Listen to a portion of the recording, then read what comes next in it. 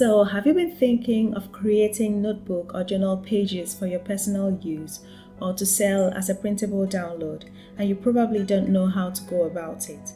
Well, today I'm going to show you how easy it is to create one using Inkscape. Just keep watching.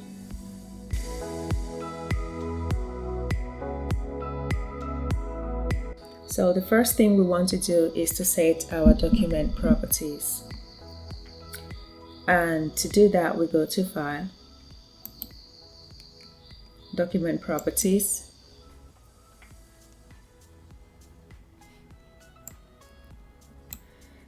Then I want to design this on a US letter size page. So I'm going to choose US letter and I'm going to change the display unit to centimeters and change the units here to centimeters. And I'll close out from document properties. So now I have my page set at US letter size. So the next thing I'm going to do is to set my guide. So pulling down the red guide, I'm going to leave it at 2 cm on all the sides. So zooming in with the plus sign on my keyboard so I can see exactly where my guide falls. So I have here at 2 cm more or less.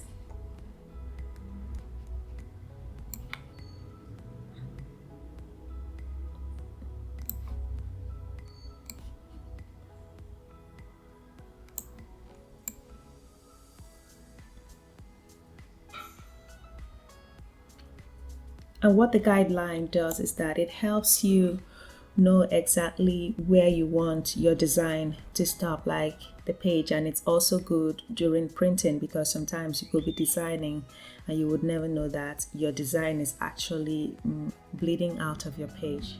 So we have the guidelines set and I'm going to go ahead to lock the guidelines. I'm going to hover on the guidelines and when it turns red, I'm going to click twice and click on locked and click on OK. So I'm going to do this for the rest of the guidelines.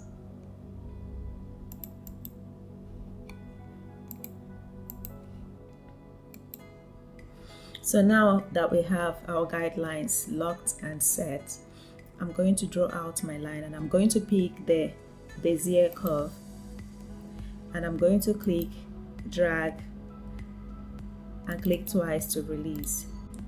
So we have a line drawn, but sometimes when you look at the lines, it could be that it's not a very straight line. So I'm going to zoom in to make sure that the line is straight.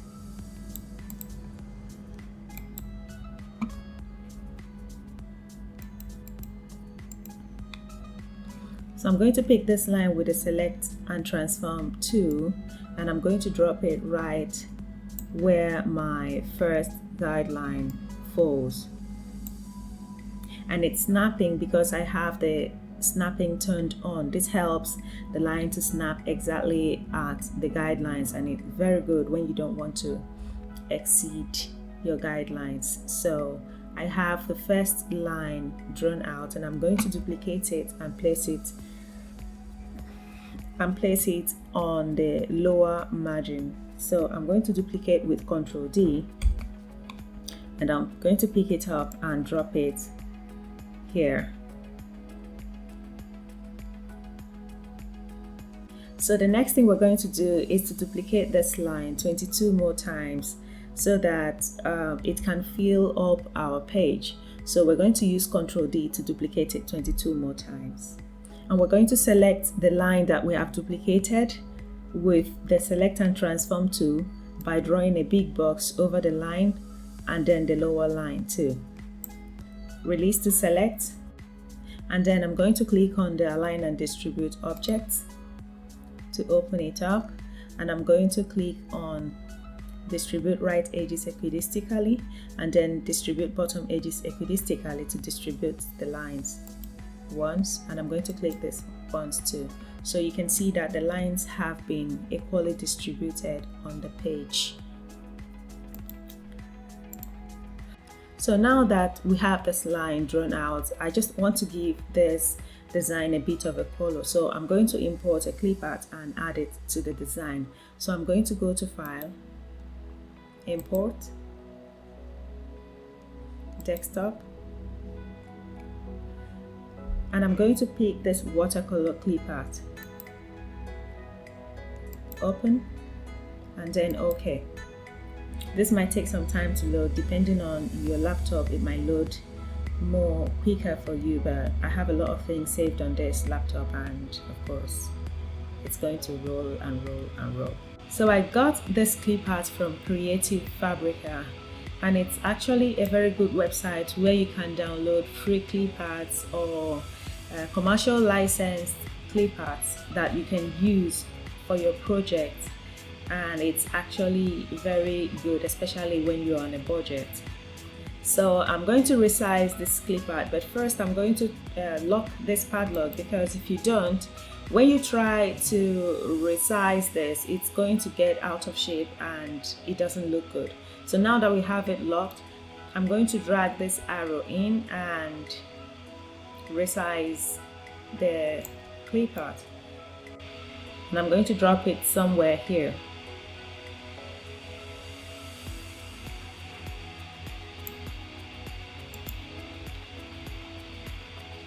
Click on it once again to just roll it so I can get exactly how I want it to look.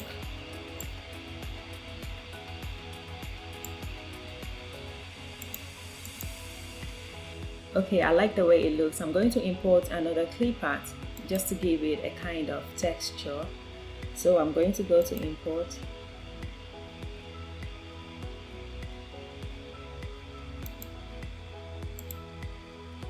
okay.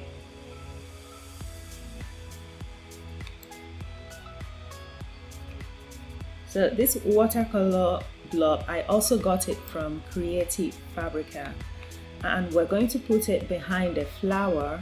So I'm going to click on the lower selection to bottom once and then drop it just behind the flower. And we're going to reduce the opacity to 50%. So we're going to click on Edit Object Colors and Gradients tool, click on it once, and then it drops the dialog box here, and then we're going to go to where it said opacity and reduce it to 50%. And then we're going to reduce the flower clip art also to 50%. So the next thing I'm going to do is to give this notebook page a background. So I'm going to pick the Create Rectangles and Squares tool to draw out a rectangle. We're going to make the color white. It's already in white, so we're going to increase the opacity to 100%. And we're going to drop it just right on top of our design. I'm going to enable snapping, so it snaps exactly on the page borders.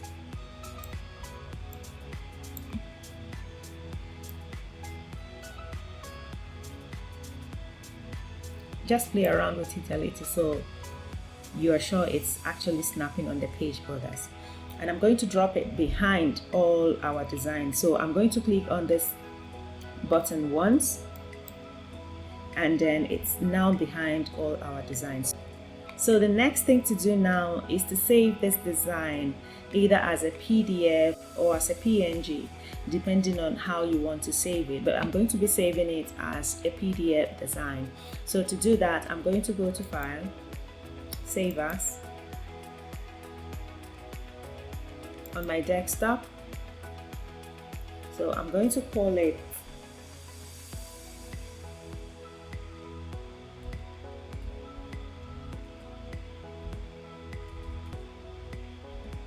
Notebook Design.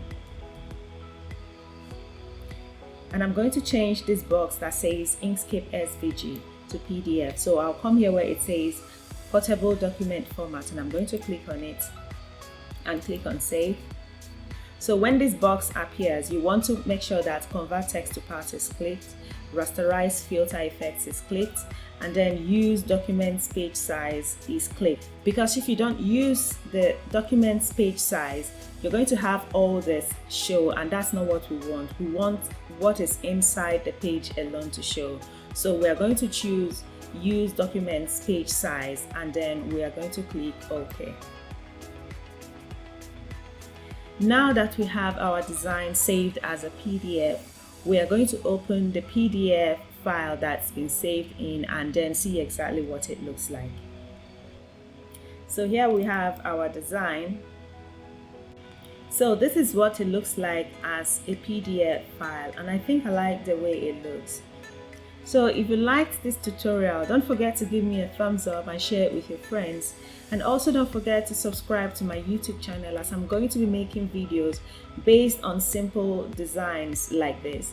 Thank you so much, and see you next time. Bye.